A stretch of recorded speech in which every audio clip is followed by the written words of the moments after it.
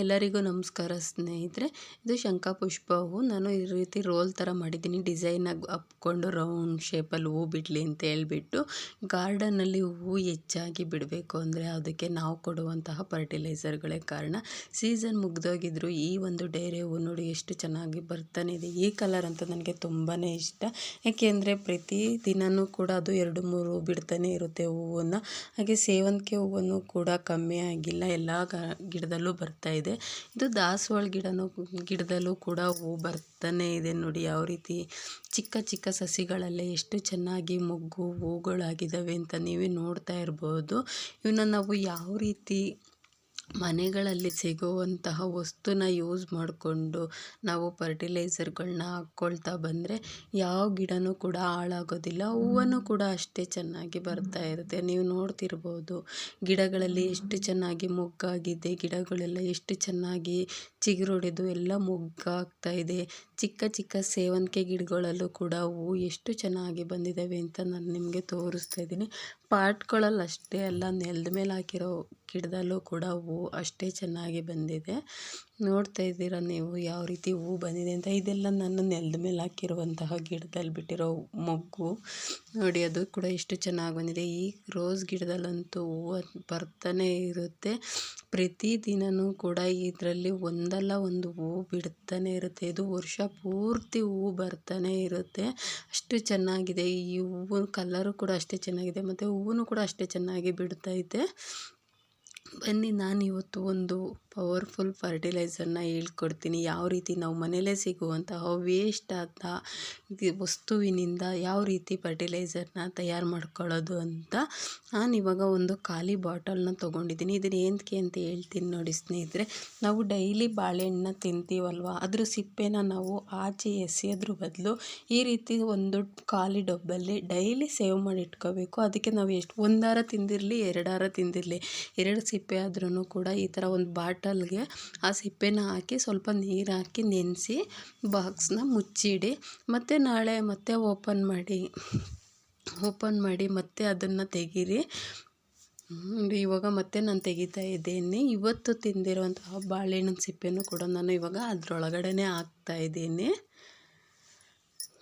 ಇವಾಗ ತಿಂದಿರೋದು ಅದನ್ನು ಕೂಡ ಅದ್ರಲ್ಲಿ ಹಾಕ್ತೀನಿ. ಹೀಗೆ ಡೈಲಿ 1 ವೀಕ್ ನಾವು ಎಷ್ಟು ಬಾಳೆಹಣ್ಣು ತಿಂತೀವಿ ನೋಡಿ, ಅಷ್ಟು ಸಿಪ್ಪೆನ ನಾವು ಈ ರೀತಿ ಸ್ಟೋರ್ ಮಾಡಿಟ್ಟು ಅದನ್ನು ನಾವು ಒಂದು ಪಾತ್ರೆಗೆ ಹಾಕ್ಕೋಬೇಕು.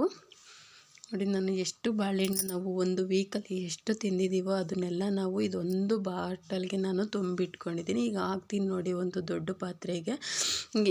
ಇದಕ್ಕೆ ನಾನು ಟಬ್ಗೆ ಹಾಕ್ಕೊಂಡಿದ್ದೀನಿ.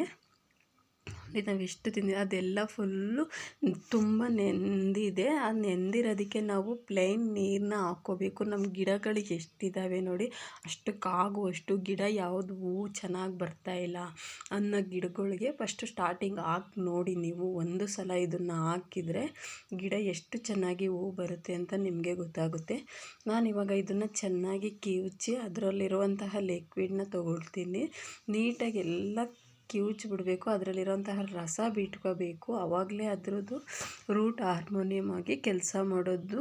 ಇದು ಬೇರುಗಳನ್ನು ಬಲಿಷ್ಠಗೊಳಿಸಿ ಮತ್ತು ಹೂವು ಬಿಡೋದಕ್ಕೆ ಅದು ದಾರಿ ಮಾಡಿಕೊಡುತ್ತೆ. ಮತ್ತು ಬೇರನ್ನು ತುಂಬ ಗಟ್ಟಿಯಾಗಿ ಯಾವುದೇ ಒಂದು ವಸ್ತುನ ಹಾಕಿದ್ರೆ ನಾವು ಯಾವ ರೀತಿ ಹೂವು ಬಿಡುತ್ತೆ ನೋಡಿ, ಅದೇ ರೀತಿ ಇದು ಕೆಲಸ ಮಾಡುತ್ತೆ. ಬಾಳೆಹಣ್ಣಿನ ಸಿಪ್ಪೆ, ಈ ಸಿಪ್ಪೆನೂ ಕೂಡ ಕೆಲಸ ಮಾಡುತ್ತೆ. ಈ ಸಿಪ್ಪೆನ ನಾವು ಗಿಡಗಳಿಗೆ ಹಾಗೆ ಹಾಕೋದ್ರಿಂದ ಆಗಿರ್ಬೋದು ಅಥವಾ ಹಾಕ್ಬಿಟ್ಟು ಮಣ್ಣು ಮುಚ್ಚೋದ್ರಿಂದ ಆಗಿರ್ಬೋದು, ಗಿಡಗಳಿಗೆ ಹಾಕಿ ನೋಡಿ ಅದು ಎಷ್ಟು ಚೆನ್ನಾಗಿ ಹೂವು ಬಿಡುತ್ತೆ ಅಂತ ನಿಮಗೆ ಗೊತ್ತಾಗುತ್ತೆ.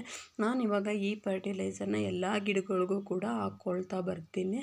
ಒಂದು ಗಿಡನೂ ಮಿಸ್ ಮಾಡೋದಿಲ್ಲ. ನಮಗೆ ಎಷ್ಟು ನಿಮಗೆ ನೀರು ಬೇಕೋ ಅದು ಅಷ್ಟು ಗಿಡಗಳಿಗೆ ನೀರನ್ನ ನೀವು ರೆಡಿ ಮಾಡಿಕೊಂಡು ಈ ರೀತಿ ಒಂದು ಲಿಕ್ವಿಡ್ನ ತಯಾರು ಮಾಡಿಕೊಂಡು ನೀವು ಎಲ್ಲ ಗಿಡಗಳಿಗೂ ಕೂಡ ಇದನ್ನು ಹಾಕ್ಕೊಳ್ತಾ ಬನ್ನಿ.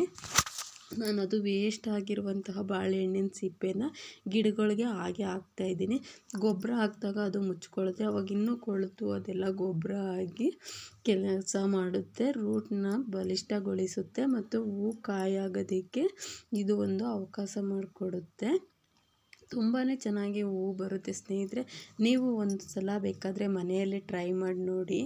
ನಾವು ಆಚೆಗೆ ಎಸೆಯೋದ್ರ ಬದಲು ಈ ರೀತಿ ಒಂದು ಲಿಕ್ವಿಡ್ನ ತಯಾರು ಮಾಡಿಕೊಂಡು ಗಿಡಗಳ್ಗೆ ಹಾಕೋದ್ರಿಂದ, ಟೈಮ್ ಇಲ್ಲ ಅಂತಂದರೆ ಒಂದಿನ ಡೈಲಿ ಸಿಗುವಂತಹ ಹಣ್ಣಿನ ಸಿಪ್ಪೆನ ನಾವು ಆಚೆಗೆ ಎಸೆಯೋದ್ರ ಬದಲು ಒಂದು ಬಾಟ್ಲ್ ಹಾಕ್ಕೊಂಡು ಇಟ್ಕೊಂಡು ಒಂದು ದಿನ, ವಾರಕ್ಕೆ ಒಂದಿನ ತೊಗೊಂಬಂದು ನಾವು ಈ ಥರ ರೆಡಿ ಮಾಡಿಕೊಂಡು ಗಿಡಗಳ್ಗೆ ಹಾಕೋದ್ರಿಂದ ಗಿಡಗಳು ತುಂಬಾ ಚೆನ್ನಾಗಿ ಬರ್ತವೆ ಸ್ನೇಹಿತರೆ.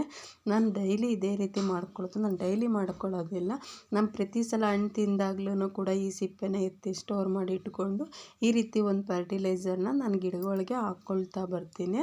ಅದರಿಂದ ನಮ್ಮ ಗಾರ್ಡನಲ್ಲಿ ಯಾವ ಗಿಡನೂ ಕೂಡ ಹಾಳಾಗಿಲ್ಲ. ನಾನು ಯಾವುದೇ ಒಂದು ಗಿಡ ಹಾಕಿದ್ರೂ ಕೂಡ ಅಷ್ಟೇ ಚೆನ್ನಾಗಿ ಹೂವು ಬರ್ತಾನೆ ಇರುತ್ತೆ. ನೋಡಿದ್ರಲ್ಲ ಸ್ನೇಹಿತರೆ ಯಾವ್ದು ರೀತಿ ನಾವು ಗಾರ್ಡನ್ನಲ್ಲಿ ಲಿಕ್ವಿಡ್ನ ತಯಾರಿಸಿ ಮಾಡಿಕೊಂಡು ವೇಸ್ಟ್ ಆದಂಥ ವಸ್ತುವಿನಿಂದ ಗಿಡಗಳನ್ನ ಬೆಳವಣಿಗೆನ ನಾವು ಸರಿ ಮಾಡ್ಕೊಳ್ತೀವಿ ಅಂತ. ಇವತ್ತಿನ ವಿಡಿಯೋ ಎಲ್ರಿಗೂ ಇಷ್ಟ ಆಗಿದೆ ಅಂದ್ಕೊಳ್ತೀನಿ ಸ್ನೇಹಿತರೆ. ವಿಡಿಯೋ ಇಷ್ಟ ಆಗಿದ್ದರೆ ಲೈಕ್ ಕೊಟ್ಟು ಶೇರ್ ಮಾಡಿ. ನಾನು ಇವತ್ತಿನ ವಿಡಿಯೋನ ಮುಗಿಸ್ತಾ ಇದ್ದೀನಿ ಸ್ನೇಹಿತರೆ. ಧನ್ಯವಾದಗಳು.